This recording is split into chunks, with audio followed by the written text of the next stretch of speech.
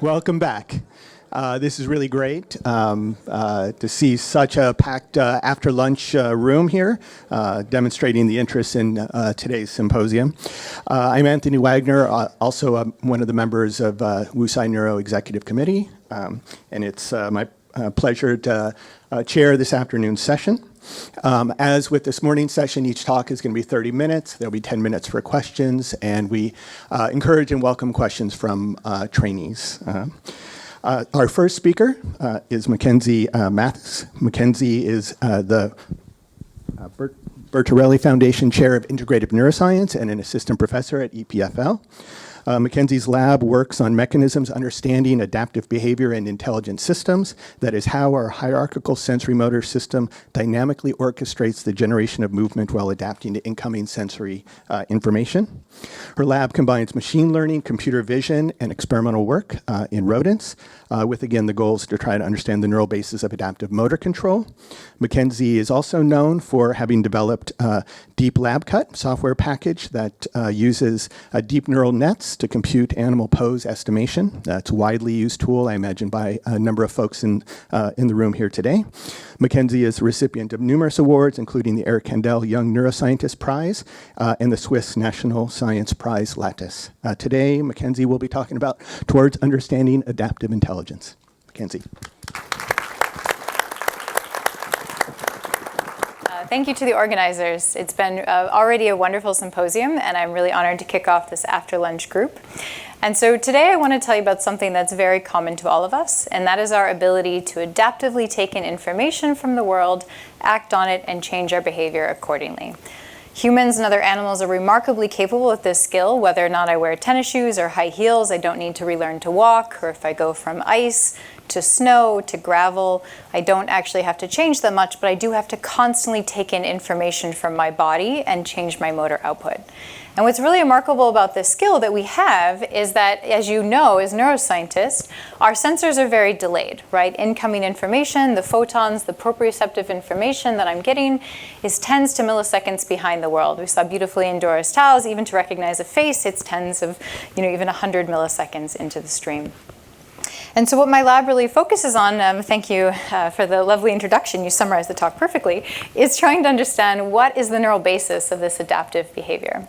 And I think to orchestrate this point, I just want to highlight, of course, the Swiss national team, who actually did pretty well. I know they're not very famous for soccer, but a few years ago in the World Cup.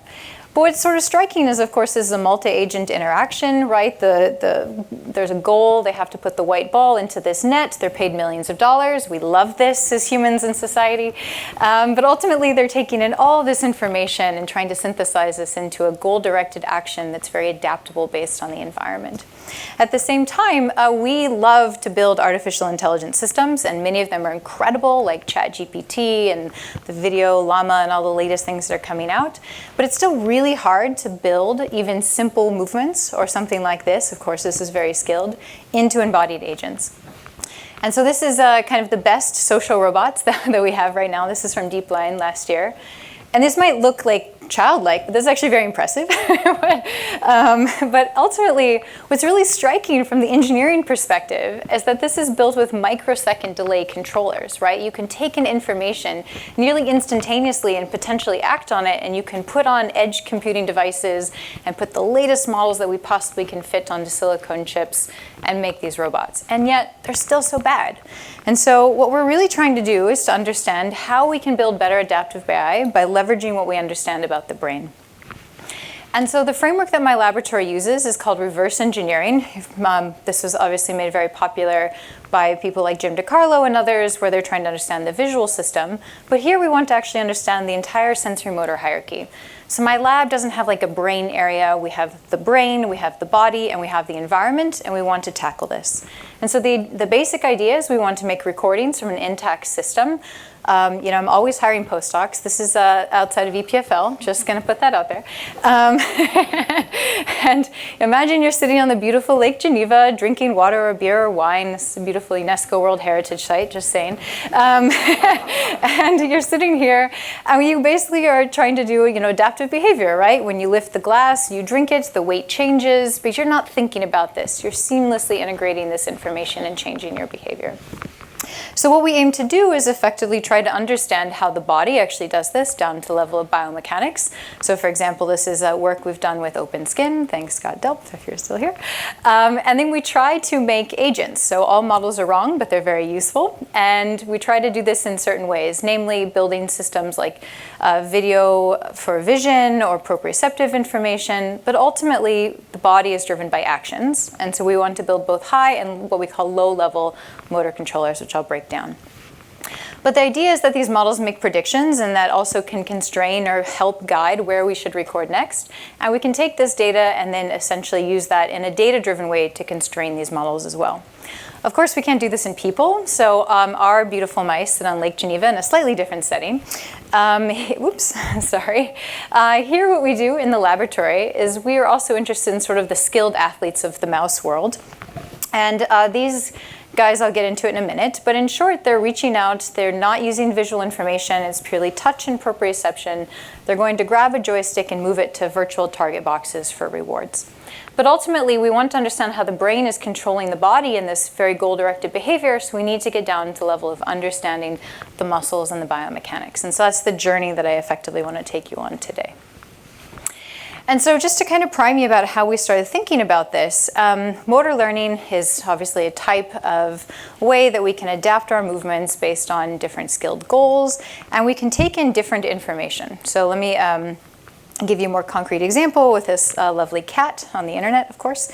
And so this cat knows it's learned a skill. It puts its paw into the water glass, it licks its paw, gets water, right?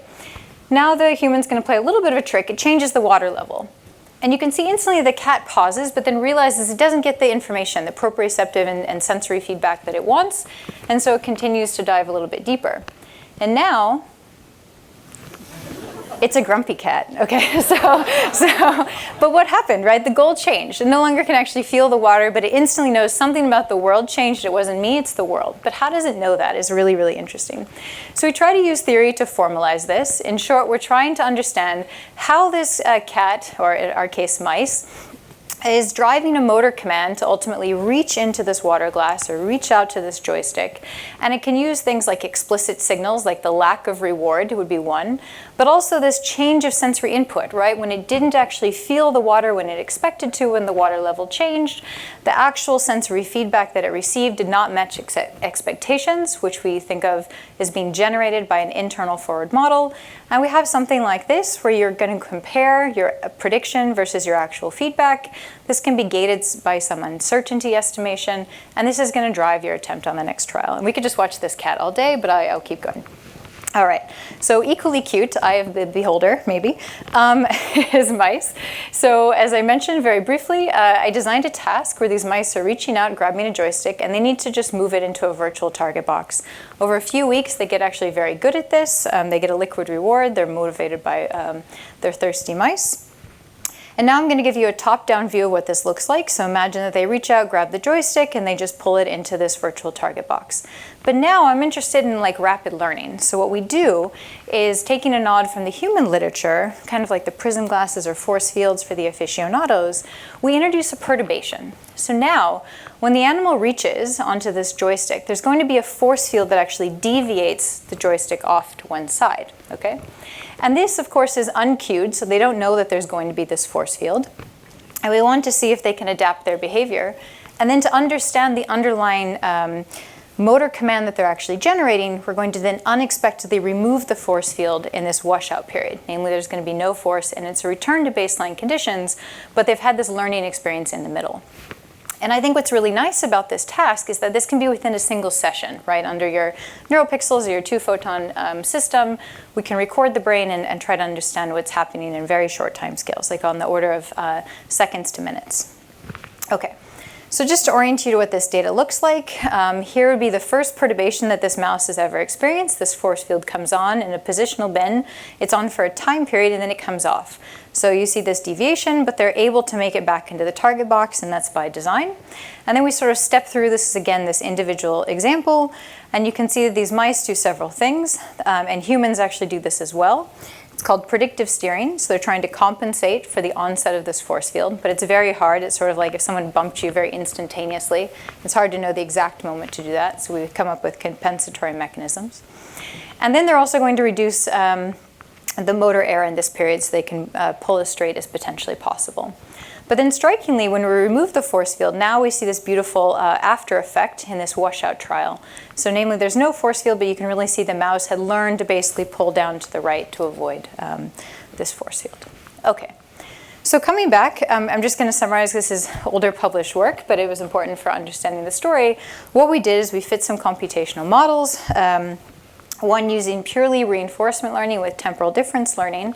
And it's always nice when models don't fit, I have to say. Sorry, theoreticians, but it's always rewarding. So we fit to this period. And so what we're doing is we're asking, is the reward on a given trial predictive of the reduction in perpendicular displacement? So this lateral movement from the force field on the next trial. And you can see this is a very poor fit. But now if we use a state space model, which is encoded here as an optimal state estimator, you can see that this model is a much better fit to the data, and then there was empirical evidence to actually show that we really think this is the type of learning signal that these mice might be using to change their movements. Now, of course, we wanted to understand where in the brain that this type of learning could be occurring. Probably it's all over the brain, but for those of you that take Intro to Neuroscience, you open your textbook on motor learning, you're going to say the cerebellum is very important for this type of behavior. And indeed it is. I'm not going to show you that today. But what was really striking to me is the following result. Namely, if we did a closed-looped optogenetic perturbation, so we built these tiny robots for mice, and they run at a very high speed to capture the movement trajectories. And we paired this with a laser in VGAT channelrhodopsin mice, so we inactivated the forelimb S1 region just during this 100 millisecond period. So very short on each trial, just when they get the force fields. And what was very striking, I'll show you in a second, is that these mice actually, normally they have this adaptation curve and this beautiful after effect. Here was completely flat. It's like they didn't learn at all. Their motor activity was actually not impaired, so we couldn't see any gross motor effects. It was just a learning deficit. And at the same time, as a control task, if you will, because once you have the system, you can do all kinds of things with these mice. Each animal can be its own control, and we just developed a very simple task where we shift the target location, and mice effectively need to move to the right to find this new location that they've never experienced before.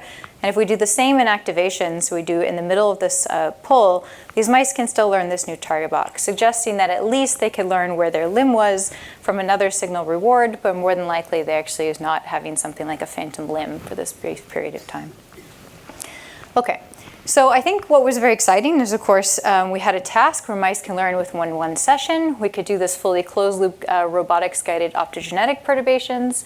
I'm not telling you the full story, but there was other experiments we did in this paper to really convince ourselves that S1 it was not exclusively housing an internal model, but might actually, the hypothesis would be as a locus for potentially these sensory prediction errors that could be driving this trial-by-trial variation. But this question sort of sat with me, which is like, well, what is S1 actually encoding? Like, if you have a prediction error, you must have a reference framework, right? Like, if I'm, touching something like my jacket, I can feel the texture and I can close my eyes and still know that it's leather, or vice versa, the chair, whatever. And so, am I doing this in touch receptor space, or am I doing it in joint space, etc.? So the question then became, what's actually going on? And to kind of my surprise many years ago, is that no one had recorded in this lovely area of the mouse brain. So this is the forelimb S1 region, and even its steady state control, this is really underexplored. And so what I decided to do is to record in S1 and M1 simultaneously, because we effectively know much more about M1.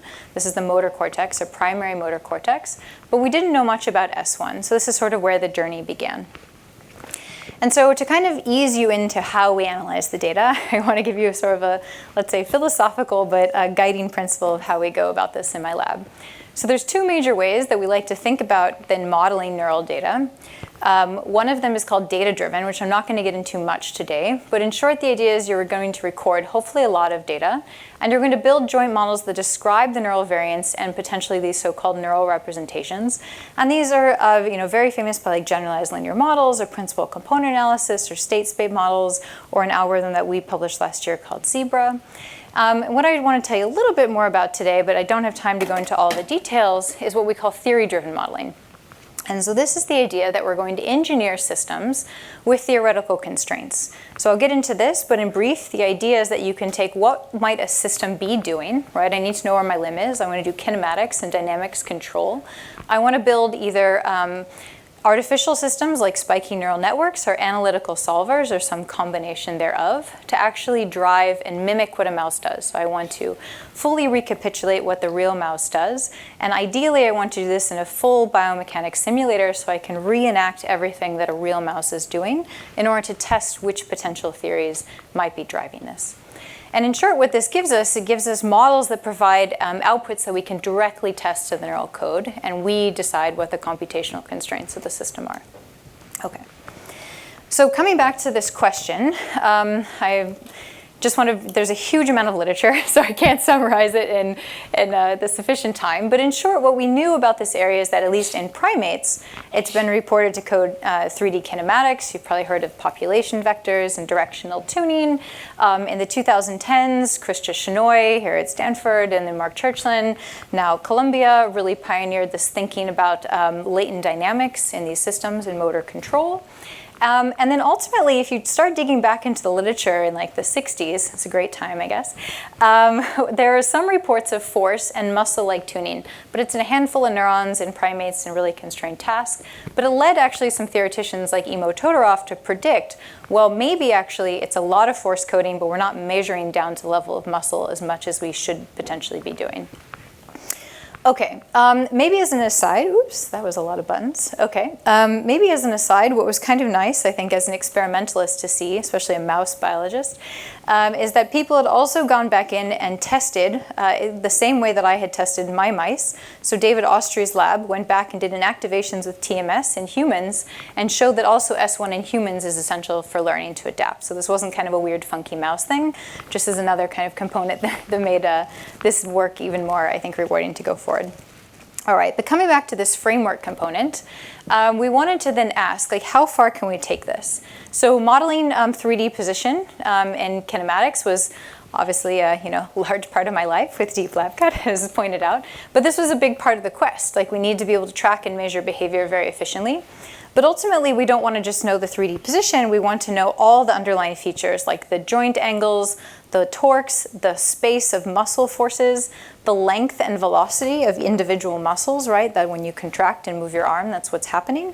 And then also we wanted to model the proprioceptive system. So there's been a lot of literature to build essentially models of the different types of receptors in our proprioceptive system, the muscle spindles and the Golgi tendon organs, and we wanted to leverage all of that. So what we did is take mice, rerun this task again. We performed 3D tracking with deep lab cut to get out the joint kinematics on the full arm. We mapped this to a biomechanical mouse, which I'll tell you about in a moment. And then we effectively want to have a model that we can extract all of these different features from. And so I can't go through the length of time that I really should, especially for the students that did this. Paul and Travis spent many, many years trying to build the first biomechanical forelimb of adult mouse. This is a very exciting and painful process. So you effectively do micro CT scans, you do MRIs, and you go through and map all the joint muscle insertions on the bone. And as an aside, we really had to do this for all 50 muscles of the adult forelimb. Okay, so this is a very tedious process, which we use some neural network optimizations to ultimately set all the insertion points. But nonetheless, this spans the shoulder, the forearm, all the way through the body into the neck, because it's really an integrative joint that you need to measure. I briefly mentioned this theoretical approach, and for the sake of time, I'm not going to go through it in detail. But in short, what we used is really control theory to model. There's an L missing there, sorry, to intimidate the mouse's movements. And then from this model, we extract these parameters that I've already mentioned to you, namely from high-level features to low-level features, which I'm going to call muscle space and proprioception. Okay, and so now we went back and we recorded these mice during both, let's say, baseline sessions where there's no force field, but we wanted to just understand what's actually the units of encoding. What's the framework, right? If our hypothesis is that prediction errors could be computed, we wanted to know in what were the units they were computing in. It's basic mathematics. And so we recorded in layer 2-3, in mice, that these are excitatory neurons in layer 2-3. There's a lot of interesting and nice work showing that layer 2-3 in particular for predictive coding, although going back to Rao and Ballard might be very interesting. Gerard Keller's group in Basel actually showed a nice mismatched neurons, but we really wanted to test this in a learning setup, and so we recorded about 10,000 neurons in these mice in this paired manner. So I think that's it'll come up later, but in general, what's quite nice is that, of course, we have both M1 and S1 while the mice are doing the identical behavior. Okay, so to do this, the first thing that we did is turn and build generalized linear models, which I'm sure you're all familiar with, so I won't go into great detail, but I think this was kind of striking. So first of all, about 50% of the neurons we recorded from were tuned to something in this kinematic space, but a relatively large fraction either had very high level or very low level tuning, so this inverted U, where the least amount of tuning was actually in the torque space. And intriguingly, we had quite a lot of neurons in this forelimb region that were tuned to, say, these proprioceptive models, so muscle spindles and GTOs, which I'll go to in a little bit as well. And so for those of you who are curious, we also did this McFadden's cross-validated pseudo-R squared, and so there's already a shuffle control. So this is how we draw these bounds to say what's significant. And here's just this cumulative distribution plot of this fraction of neurons, and here you can see, of course, the outlier is really the torques, where everything else seems to be much better represented. Okay, so to dig into this, there's a lot of data. It's super rich. I just want to give you a first highlight. So for each one of these pi slices, so for example, you have around 3,500 neurons that have some significant tuning based on the GLMs for this high-level 3D position. But now you ask which features, and it really goes mostly to the hand and wrist. And this is mostly about position, less about velocity, and very few neurons had this true mixed selectivity in this case. And I'll just go to the other end for you and show you that in group 6, right, because now we're modeling all 50 muscles. We take you take every muscle, you have the spindle models for this, you run these regressions, you can do these as unique contributions, and you go back and look and you see a lot of these muscles are relating to the digitation of the forehand of these mice, right? So things like the polycis, which stretches all the way from your elbow to effectively the other side of your wrist, muscles are multi-joint. Sorry, I like these talks because I get to really act out everything. You can't be can't be constrained. Okay, so this is kind of exciting. And so just as a little interlude then, this was single units, but we really wanted to think about population level dynamics, right? Can we kind of merge the thinking in the fields? And so just as a brief note, we actually used a method that you might not all be familiar with, so I wanted to introduce it to you, which is called Zebra. And the general idea is that we take neural activity and any behavior that can be recorded, which is the auxiliary variables. In this case, we just use things like trial times, like when they actually move. You can chunk into trials. Or you can use like muscle or kinematic features. In brief, the idea of this algorithm is to say that we're going to build, it's a contrastive learning task where we have pairs of data, so positive or negative pairs roughly. Reference and positive you can think of about the same. We're going to pass this through a nonlinear encoder like an MLP and then embed this on a hypersphere to see if things are really embedded, they should be close to each other, and if they're not related, they should be far apart. Okay. And so we did this, and now the way that we did this, of course, is to take this trial time data, and then we're using the regressors that were sort of the top hits from the GLMs. And hopefully what you can appreciate, I acknowledge this is tea leaf reading, but in the preprint, we go through quantitative metrics of goodness of fit. But in short, you can see these very nice like high-level features of kinematics. This middle component, again, this like torque and sort of muscle force is much less well-defined. And by the end, you get these beautiful embeddings of proprioceptive-like information. You can take these embeddings and do downstream tasks. So this is obviously held out data, held out mice, cross-validated. This is the test R squared. So again, you see this nice relationship where we see each dot here is a single mouse for a single session, and we see nice decoding performance across this way. So this was great because we finally felt like, okay, now we actually understand what these neurons might be encoding in this area that hadn't been recorded from. We see it both in single neurons, but we also see it at the level of population dynamics, right? For example, maybe we've only seen torques at the level of population, who knows? But we didn't see that. And now the big question was, well, what about during learning? Okay, and I think Doris also brought this up this morning, that maybe these spaces aren't static. Maybe they're always moving and always changing. And so this became a very interesting question for us. So to tackle this, we basically went back and said, okay, this is our task, right? We have this concept diagram that I gave you with the cat, now with a little bit more detail. And in short, in our model, we can always extract what the command signal might be to generate the muscle force. We have information about the external sensory information coming in. We know that there's a perturbation because we apply it. So this is something we can directly model to the system. And then we're going to compute the state estimation, which has these sensory motor-like prediction errors in these terms here. And we can effectively go back and ask, are any of these things actually in the neural data? So to unpack this a little bit more, white is the mouse data, so this perpendicular deviation that I've introduced you before. So again, in baseline, they're effectively pulling straight, they get perturbed, they relatively quickly get to some asymptotic level of, it's actually almost optimal adaptation for this particular task. And then they have this nice washout effect. And this model can capture these dynamics. And so now we can extract these internal model parameters, if you will, from the system. And so, yes, these are my cartoons. I'm sorry to my students too. But in short, so if we sort of parameterize this now, what this looks like, here's the real data, but you can imagine here would be like a command signal.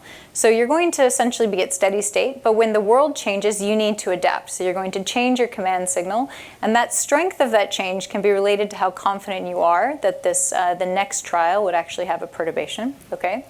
You also might realize right away that your state estimate has changed, like all of a sudden you're in a different situation. So that could be more of an instantaneous change once you realize this. And then kind of, I guess, as a personal interest, especially for today, we're really interested in this signal. So namely, these would be neurons that are going to signal when there's a perturbation, and they're going to adapt, not like sensory adaptation, this sort of motor adaptation, if you will. So in each trial, they could lower their error because you're reducing the error because, of course, the perturbation becomes more predictable.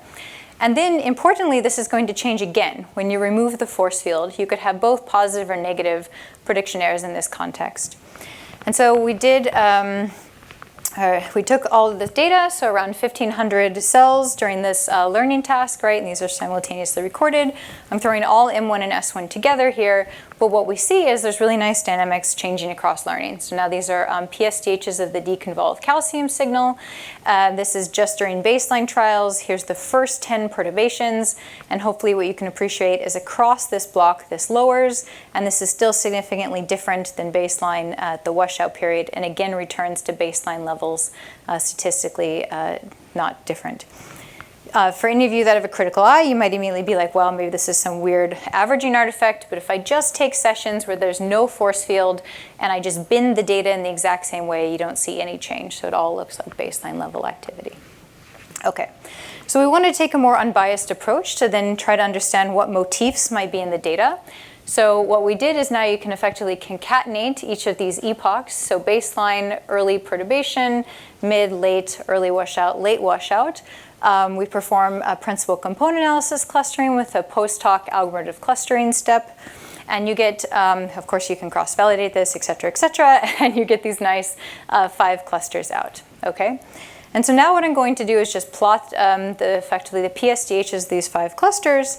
And what was really striking to us is sort of immediately that you see these signatures that really look what would be predicted for this learning task.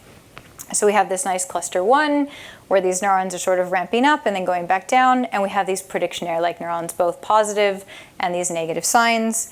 And so if I can just, rudely, crudely draw on this, you can see that we actually get these different types that we're kind of interested in for learning. And this was quite striking. So nearly 25% of the cells actually showed these prediction error-like signals in this area. And so because I had these co-recorded, what we then simply asked is like, well, is there one population that's more dominantly expressing the signal? And quite strikingly, if we just looked at the neurons, that they themselves from the GLM were tuned for proprioception, you only see this signature in somatosensory cortex. So we didn't see this in motor cortex. So I think this is quite nice because now for the first time we have not only a prediction error, but we know the reference framework that it's in, and we know that it's differentially changing across brain regions. So this was like, for me, like a eureka moment, so I was very excited. All right. Just very briefly to convince you, we also looked at the population. I've explained this analysis, but you can do this in a fully unsupervised manner.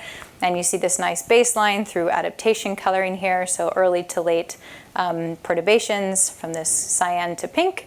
And then you have this washout period that actually the neural code separates and settles differentially from baseline. And we can do this by building encoding models across S1 and M1. So here's an example of the task. Here's an example of the neural data and some of the parameters that we record.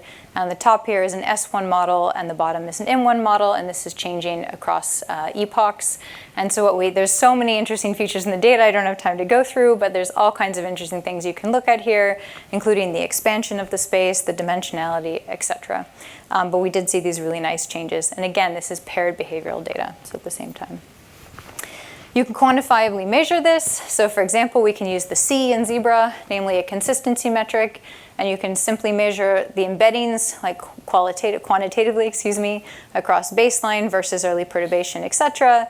And we can see that M1 remains very stable, but actually S1 completely changes its dynamics, and you get these really interesting features that are even persistent into washout periods.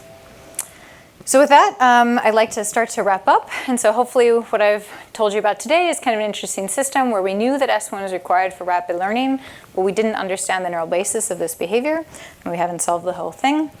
Oh, this is a slide I removed, but ask me later if you're curious. And then I think one thing I just really want to hone in on is that I could have never done this story or like understood this system without actually modeling the body to understand the brain. So I think this brain-body dynamic is so critical, and the brain and body co-evolved, and we should really be thinking about this deeply in the field. So in brief, M1 and S1 encode a range of kinematic and dynamic variables. During learning, these muscle level 2 neurons are more dynamic and signal sensory motor prediction errors. What I didn't tell you about, but is in this preprint, is that we tried to synergize theory and data. So there's some interesting components of testing Todorov's theory about high to low level decoding. And then another thing I didn't tell you about, but these state estimation neurons actually were not encoding the kinematic. So this 50% that wasn't motor driven was actually the state estimation signal, which I think is a whole other interesting story that should be followed up on. And there's so many questions remain. So, are they causally driving learning? We need systems to go back in to manipulate these neurons in real time to close the loop. And then how, of course, does this differ in different tasks versus, say, more naturalistic behavior or even different skills? And maybe as a field, we're starting to hone in on a principle, a general principle in the cortex. Just to kind of leverage and muse back about the idea of this meeting. So if we're trying to understand, maybe sensory motor control is the space that we should be looking in, because cognition is solved, right, with large language models, but we haven't solved this. So, sorry, I'm joking. Kind of. Yeah. So maybe we should think about some of the things that we've learned in motor control and push harder, right? Like maybe we need to rethink about prediction errors in neural networks. There's some nice early work from David Cox on PredNets. Dynamic memory allocation. We should really be thinking about these world models and internal forward models that are making prior belief predictions. Maybe this change in state estimation could be like moving different subspaces and networks. And maybe we should leverage time delays. If we bake them in, maybe we get models that actually have better world models. That could be interesting. And so I'll leave it at that, but I think control theory will have a big part going forward and better links to robotics and biomechanics. I will skip one other slide because I'm getting short on time, but I just want to point out that, almost like introducing the warm-up act for the next speaker, we had a paper that came out today in Cell, and I just want to highlight that I think we're in this amazing era where machine learning is going to absolutely revolutionize the field. And so we not only have interesting data, so I only really touched on this brain, body, and environment here, but there's so many other subsystems that we could really start going down to. And the space of these tools is really incredible, so we tried to review this in this new piece about decoding the brain and ultimately linking back to causal mechanisms. Thanks to my amazing lab and my team. This is my current lab, all alumni that worked on this project, the funders that keep the light on, and you guys for your time and attention. Thanks so much. All right, thanks for the wonderful talk. We have time for questions. If you can stand and introduce yourself when you're asking your question, that'd be great. Thanks for a great talk. Thank you. Laura Williams from Stanford. I'm curious how you think the story might change under two alternate conditions. So one, where you have a visual or auditory cue to indicate what perturbation is about to happen. Yep.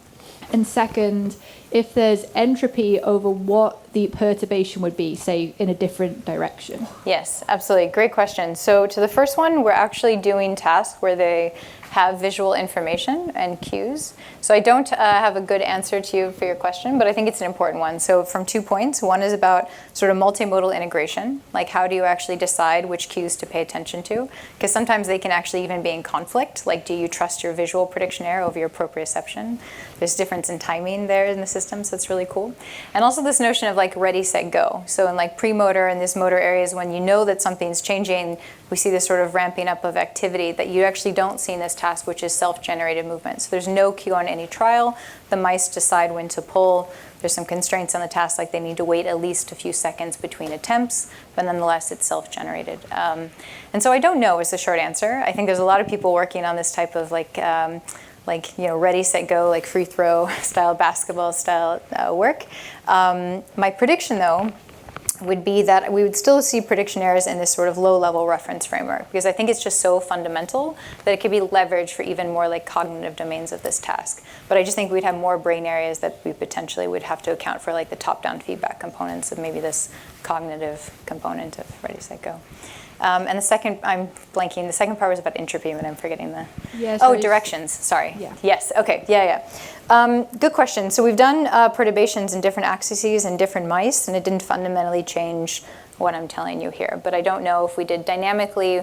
What would be super nice to do is that if on every trial we had a potentially different perturbation that would inject uncertainty to this Kalman gain matrix for these prediction errors, and that might then eventually show a different signature in the neural code. That would be my prediction, but I haven't done all the experiments. So good questions. Thanks.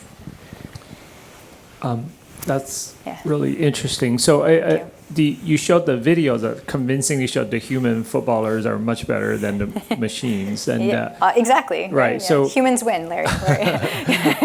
but in terms of, I mean, what you learned from all these S1, plasticity or Yep. memory, and what is the machine missing?